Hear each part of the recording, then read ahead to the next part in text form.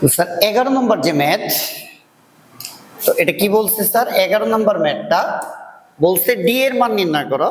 তাহলে সূত্র হইতেছে এফ সমান সমান C into q one q two divided by d square.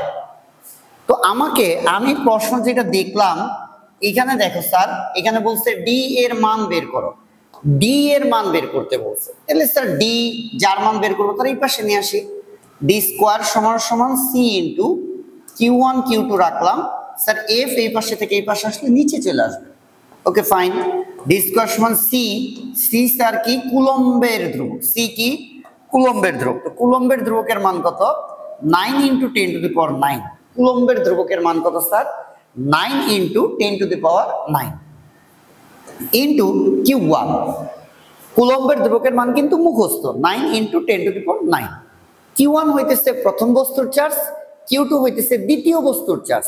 Sir এখানে কিউ1 কিউ2 দেওয়া আছে কিনা দেখো, এই যে এ বস্তুর চার্জ হইতেছে 18 কুলম্ব, আর এই যে বি বস্তুর চার্জ হইতেছে 32 কুলম্ব।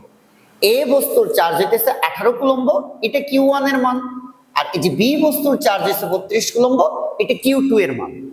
তাহলে কিউ1 এর মান 18 কুলম্ব, কিউ2 এর মান 32 কুলম্ব।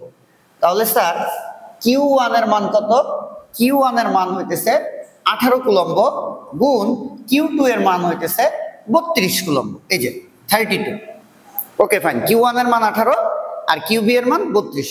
কিউ1 কিউ2 দুইটা চার্জ, এই যে স্যার দুইটা চার্জ, এই যে। এরপরে স্যার এফ, এফ হইতেছে বল, এই যে স্যার বলের মান এখানে দেওয়া আছে। স্যার আমি একটু বক্স করে দেই, এই যে বলের মানটা দেওয়া আছে। কত স্যার বলের মানটা? 2.64 into 10 to the power 10, 2.64 into 10 to the power 10।